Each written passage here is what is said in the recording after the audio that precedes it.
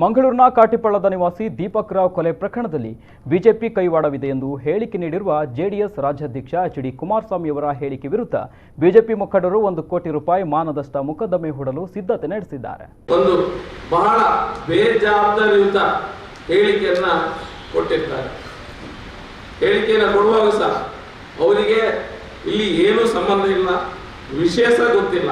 ಇವರು ಯಾರಿಗೆ ಸಹ ಮೈಸೂರಿನಲ್ಲಿ ಕುಳಿತುಕೊಂಡು ಪೊಲೀಸರಿಗೆ ಇನ್ನೂ ಗೊತ್ತಿಲ್ಲ, ಇವರು ಅಲ್ಲಿ ಕುಳಿತುಕೊಂಡು ಇದರಲ್ಲಿ ಸ್ಥಳೀಯ ಬಿಜೆಪಿಯ ನಾಯಕರ ಕೈವಾಡ ಇದೆ ಅನ್ನುವಂಥ ಹೇಳಿಕೆಯನ್ನ ಕೊಟ್ಟಿರ್ತಾರೆ. ತನಿಖೆ ಆಗಬೇಕು ಅನ್ನುವಂಥ ಕೇಳುವುದು ಒಂದು ವಿಷಯ. ಅಲ್ಲಿ ಈ ರೀತಿಯ ಸ್ಟೇಟ್ಮೆಂಟ್ ಅನ್ನು ಕೊಟ್ಟು ಜನರನ್ನ ತಪ್ಪುದಾರಿಗೆ ಇಡುವಂಥ ಪ್ರಯತ್ನ ಮಾಡುವುದು,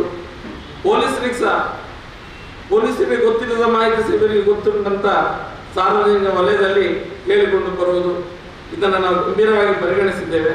ಹಾಗಾಗಿ ಅವರ ಮೇಲೆ ಮಂಗಳೂರಿನ ಕೋರ್ಟ್ನಲ್ಲಿ 1 ಕೋಟಿ ರೂಪಾಯಿಯ ಡಿಫಾಮೇಷನ್ ಕೇಸ್ ಸೂಟನ್ನು ಫೈಲ್ ಮಾಡಿದ್ದೇವೆ ಮಂಗಳೂರು ನಗರ ಉತ್ತರ ವತಿಯಿಂದ.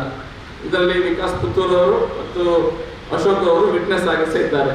ಅದಕ್ಕೆ ಬೇಕಾದಂಥ ಡಾಕ್ಯುಮೆಂಟ್ಸ್ ಏನುಂಟು, ಏನೆಲ್ಲ ಬೇಕು ಅದನ್ನೆಲ್ಲ ಕೊಟ್ಟಿದ್ದೇವೆ.